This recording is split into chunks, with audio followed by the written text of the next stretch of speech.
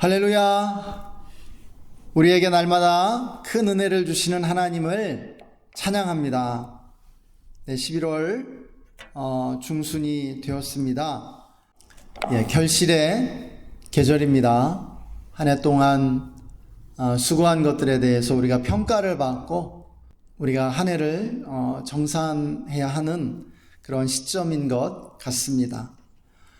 지난주에는 수능이 있었죠. 우리 고3 학생들이 이제 3년 동안 공부한 결과를 이제 수능을 통해 그 결과를 평가받는 날이었는데요. 물론 수능이 아니더라도 대학 입시를 통해 이제 고3 수험생들 또 재수생들은 자기가 쌓아온 실력에 합당한 결과를 얻게 됩니다. 평가를 받는 것이죠. 그런데 이것이 마치 우리의 인생의 축소판과 같다는 것입니다. 성경은 오늘 우리에게 우리 모두 인생의 끝자락에서 자신의 인생에 대해 평가받게 되는 날이 이르게 된다라고 말씀해 주고 있습니다. 우리에게 수능과 같은 마지막 시험이 남겨져 있다는 것입니다. 우리 모든 인생이 이 마지막 시험을 통과해야만 한다는 것이죠. 오늘 말씀은 우리 모두가 바로 이러한 그리스도의 심판대 앞에 서게 될 것을 우리에게 가르쳐 줍니다. 그런데 어떤 이들은 이러한 하나님의 심판에 대한 말씀을 듣게 될 때에 매우 불편해하거나 또한 무서워하는 것을 우리가 보게 되죠. 이것은 마치 우리가 경찰서에 출석 통보를 받거나 법원에서 재판을 받게 될 때 불편함과 무서움을 느끼는 것과 같다고 할 수 있죠. 어떤 사람이든지 경찰서로부터 출석하시오라는 통보를 받게 되면 무서워하게 됩니다. 그러나 사람과 입장에 따라서 그 불편함이나 공포의 수준은 매우 다른 양상을 띠게 될 것이에요. 우선 죄인들은 경찰서에 가거나 판사 앞에 서는 것을 경악할 정도로 공포스러워하거나 무서워하게 됩니다. 그들은 죄가 있기 때문에 무서운 심판을 받게 될 것을 알고 자지러질 정도로 경악하게 되는 것이죠. 그러나 평범한 사람들, 선량한 시민들은 무서워할 필요가 없습니다. 사실 그들이 자기도 모르는 일에 대해서 출석 통보를 받게 되면 불안해할 수는 있지만 죄인들처럼 그렇게 공포를 느낄 필요는 없다는 것이죠. 죄인들의 죄를 고소한다든지 또 증인으로 증언하기 위해 법정에 서는 사람들은 무서워할 필요가 없습니다. 또 자신의 무죄를 밝히는 입장에 선 사람들은 빨리 가고 싶을 겁니다. 재판을 통해 자신에게 이익을 얻는 사람들도 있죠. 그들 역시 빨리 재판이 다가오기를 원할 것입니다. 중요한 것은 성경이 우리 그리스도인들에게 하나님의 심판을 두려워할 필요가 없다라고 말씀해 주신다라는 것이에요. 우리가 이것을 알아야 합니다. 우리에게 하나님의 심판은요, 무엇입니까? 징벌을 주기 위한 징벌의 심판이 아니라 우리의 의로움을 밝혀주고 우리에게 상급을 주기 위한 상급 심판이라고 하는 것이죠. 여러분 믿으십니까? 우리 모두는 영화나 드라마를 참 좋아합니다. 영화나 드라마를 보면서 카타르시스를 느끼게 되는데요. 영화와 드라마들이 어떻게 우리에게 카타르시스를 주는지 아세요? 인기 있는 영화와 드라마들은 다양한 스토리들을 재미있게 우리에게 보여주죠. 다양한 스토리들이지만, 다양한 그러한 모양과 그러한 재미있는 이야기들이지만, 서로 각각이지만, 그러나 이 이야기들의, 이 스토리들의 뼈대를 이루는 것이 있습니다. 그것은 무엇이냐면 대부분 악이 심판받고 정의가 구현된다는 이야기라는 것이에요. 영화나 드라마는 초반에 악당들이 등장하죠. 조폭이나 악인들이 선량한 사람들을 괴롭히고 망가뜨립니다. 그러고도 그들은 막 희낙낙하고 승승장구하죠. 그 악당들이 재벌 3세일 수도 있고 조폭일 수도 있고 돈이나 권력이 많은 상류층일 수도 있습니다. 그들은 갑질을 하면서 마치 법이 존재하지 않는 것처럼 사법체계가 그들에게는 무용지물인 것처럼 무시하면서 그렇게 악을 행합니다.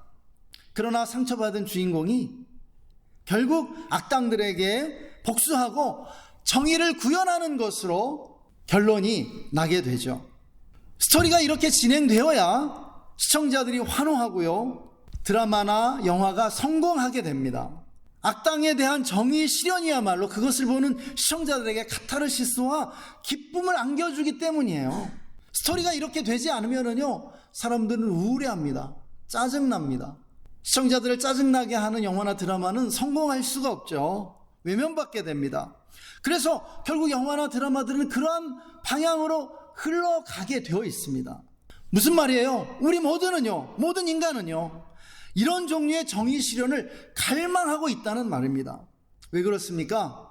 현실에서는 이런 종류의 정의 실현이 대단히 어렵다라는 것이죠. 많은 경우 현실은 악당들이 심판받지 않고요, 숨어서 잘 지냅니다. 어떤 경우는 승승장구하며 더 잘 사는 경우도 있죠. 그렇게 사람들은 영화와 드라마를 통해 비현실 속에서 공상과 환상으로 대리만족과 카타르시스를 느끼길 원한다는 것입니다. 사랑하는 여러분, 그리스도의 심판이 왜 있어야 하는지 아십니까? 그리스도의 심판이 우리에게 참으로 기쁨이 되는 이유가 무엇인지 아십니까? 바로 이것 때문이라는 것이에요. 현실에서는 사법체계와 경찰의 활동이 미치지 않는 어둠의 세계가 여전히 상당 부분 존재한다는 것이에요. 그래서 억울한 사람들, 상처받은 피해자들, 원한을 풀지 못한 이들이 여전히 이 세상에는 많이 있다는 것이죠. 법으로 해결되지 않는 일들이 많이 있는 현실을 사람들은 피부로 느끼며 살아가고 있다는 것입니다. 그러므로 세상은 사실상 하나님의 심판을 고대하고 있습니다. 하나님의 심판이 너무너무나 필요한 거예요. 하나님의 심판이 없다면요, 이 세상은 너무나 공허하고 무의미할 뿐이라는 사실입니다. 하나님이 악을 소멸하고 심판하는 그 날을 고대하는 것이죠. 그 날이야말로 상처 입은 피해자들, 억울한 사람들을 위로하고 그들의 원통함을 풀어주는 날인 것입니다. 우리 믿는 이들에게는요, 이 그리스도의 심판의 날이야말로 기쁨의 샘이 솟구쳐 오르고 터져나오는 그 날이 될 것입니다. 여러분 믿으십니까? 할렐루야. 오늘 유튜브를 보면 우리나라의 치안은 세계적으로 부러움을 받고 있는 것 같습니다. 한밤중에도 마음 놓고 길거리를 다닐 수 있다는 것이 당연한 것이 아닌 모양입니다. 이렇게 안전해진 것은 무엇 때문일까요? 경찰과 사법체계가 굳건하게 서 있고요, 원활하게 작동하고 있기 때문입니다. 이것이 얼마나 큰 행운인지 모릅니다. 경찰과 사법체계가 무너지면 어떻게 됩니까? 악인들이 날뛰고요, 범죄가 난무하게 됩니다. 선량한 사람들이 애꿎은 피해를 받게 되는 것이에요. 그래서 우리는 우리나라의 사법체계가 무너지지 않도록 잘 유지될 수 있도록 기도해야만 하는 것이죠. 그런데요, 하나님이 심판자로서 살아계신다라고 하는 이 사실이 바로 그렇습니다. 사법체계가 원활하게 작동하는 것처럼 하나님이 살아계시고 역사하신다는 것이 우리를 안심시키는 것이죠. 이 믿음이 우리를 안도하게 하는 것입니다. 하나님은요, 반드시 심판하셔야만 합니다. 사랑하는 여러분, 이 세상을 바라보십시오. 우리가 이 세상을 볼 때 치안이 안전한 것 같지만 여전히 다른 나라 못지않게 악인들이 많죠. 감옥이 넘쳐납니다. 교도소가 넘쳐나요. 범죄자들이 많은 것이죠. 또 우리가 살아가는 인생에는요, 많은 어려움과 고난도 있습니다. 우리는 이 불완전한 세상에서 불완전한 인생을 살아갈 수밖에 없다는 사실입니다. 그런데요, 우리는 이런 세상을 어떤 마음의 자세로 살아야 할까요? 성경은요, 세상과 만민의 심판자가 계시다라고 가르쳐 줍니다. 그 심판자가 선하시고 의로우신 예수 그리스도시라고 가르쳐 주고 있는 것이에요. 하나님이 재판장이시고요, 선하신 하나님이 세상을 다스리십니다. 그리고 재판장이신 예수 그리스도가 우리의 또 변호사가 되신다고요. 재판장이신 그분이 우리의 변호사시라면 우리가 얼마나 안전합니까? 그리고 천사들이 경찰들과 같이 우리를 지켜주고 계신다라고 성경은 말씀해 주고 있습니다. 그래서 세상이 비록 위험하고 어려움과 문제들도 있지만 우리에게는 안전한 장소임을 성경은 가르쳐 줍니다. 여러분, 세상이 아무리 위험한 것 같아도요, 우리에게 안전한 장소라고요. 왜냐하면 하나님이 통치하시고 계시고 다스리시기 때문입니다. 또한 심판하시는 분이시기 때문입니다. 이 세상은 우리에게 어떤 것입니까? 우리 영혼을 훈련하는 영혼의 훈련소라는 것이죠. 그러므로 우리는 하나님을 믿는 믿음으로 담대하게 살아가야 할 줄 믿습니다. 우리가 오늘도 찬양했었죠. 나는 믿네, 주의 능력으로 담대히 나아가리라, 우리가 찬양했었습니다. 오늘 성경 본문은 예수님이 만민의 심판자가 되신다는 진리를 우리에게 전해주고 있습니다. 여러분, 예수님이 만민의 심판자가 되신다는 이 진리는요, 우리에게 세 가지의 교훈을 주고 있습니다.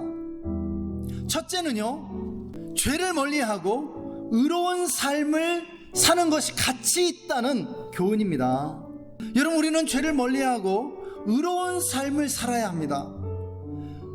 여러분, 그러한 삶을 살 만한 가치가 있는 세상인 것이에요. 여러분, 죄는요, 어떠한 방식으로든지 심판을 불러온다는 사실입니다. 성경은 그것을 끊임없이 강조합니다. 죄는 어떠한 방식으로든지 우리에게 대가를 요구하는 것이에요. 죄는 열추적 미사일처럼 끝까지 우리를 추적해서 값비싼 대가를 치르게 합니다. 여러분, 사람들이 행한 죄의 꼬리표는요, 결코 없어지지 않아요. 그 꼬리표는 붙어서 마지막 날 심판대 앞에서 하나님 앞에 그것을 고하도록 만든다는 것이에요. 그러므로 우리는 죄를 짓지 않도록 피해야 하는 것이죠. 그리고 의로운 삶을 살기 위해 최선의 경주를 다해야 합니다. 그것이 바로 수험생들이 수능을 보는 것 같이 우리 신앙인들이 그리스도의 심판대 앞에서 마지막 시험을 치르는 최선의 준비가 된다는 사실입니다. 여러분, 믿으시기 바랍니다. 둘째로, 그리스도의 심판대는 우리로 하여금 원한을 내려놓고 용서하며 살아야 함을 가르쳐 주고 있습니다. 우리의 법 체계는요, 사적인 복수를 금지하고 있습니다. 우리가 어떤 피해를 받았을 때 우리가 직접 우리의 힘으로 복수하는 것, 사법 체계가 금합니다. 우리가 그렇게 하면 우리가 아무리 정당하다 하더라도 우리가 법의 심판을 받게 돼 있어요. 우리가 억울한 일 당하면은요, 먼저 사법 체계에 맡겨야 합니다. 내가 직접 복수하면 안 돼요. 그런데 현실의 법 체계는 불완전하죠. 우리가 이미 살펴보았습니다. 그래서 주님은 복수를 심판하시는 하나님께 맡겨야 한다라고 가르쳐 주십니다. 명령하십니다. 우리는 먼저 복수를 사법 체계에 맡겨야 하고요, 사법 체계도 불완전하기 때문에 그 다음에 하나님께 맡겨 드려야 한다고요. 그리고 우리는 원한에서 벗어나 용서하며 살아야 한다고요. 이것이 예수님의 명령입니다. 예수님은 우리에게 복수를 금하셨습니다. 심판하시는 하나님께 맡기라고 말씀하셨습니다. 그래서 이 세상에서 우리가 어떤 일을 당하든지 심판하시는 하나님을 신뢰하고 하나님께 다 맡겨드려야 돼요. 우리가 원한을 품고 사는 것 하나님이 원하시지 않습니다. 우리가 원한을 품고 살면요, 하나님을 신뢰하는 것이 아니라고 하나님 말씀하셨어요. 예수님은요, 우리가 원한을 품고 용서하지 않으면은요, 우리의 죄도 용서하지 않겠다라고까지 엄하게 말씀하셨습니다. 사랑하는 여러분, 우리가 예수님의 말씀을 따라서 원한을 버리고 용서하며 살아야 할 줄 믿습니다. 예수님이 마지막 날에 모든 것을 바로잡아 주시겠다라고 오늘 약속해 주고 계십니다. 마지막 세 번째로, 그리스도의 심판 때는 우리가 감사하며 살아야 함을 가르쳐 줍니다. 우리는 감사하는 자가 되어야 할 줄 믿습니다. 하나님은 공평하고 공의로우십니다. 하나님은 우리의 모든 원한을 풀어주시고요, 정의를 시행하실 것입니다. 정의를 구현해 주실 것이에요. 우리의 모든 어려움들, 억울함들, 원통함들 하나님이 다 풀어주세요. 그러니 우리가 어찌 감사하지 않을 수 있겠습니까? 우리가 얼마나 감사하면서 살아야 하겠습니까? 할렐루야. 여러분, 11월은요, 이 가을은요, 감사하면서 살아야 하는 계절인 줄 믿습니다. 우리가 돌아보면 감사할 것뿐 아니겠습니까? 감사할 것뿐입니다. 우리 시간, 오늘 말씀 기억하면서 그리스도의 심판의 날을 우리가 대망하고 또한 고대하면서 하나님의 심판으로 인해서 감사하면서 시간 함께 기도하는 시간 갖겠습니다. 우리 함께 기도하십시다.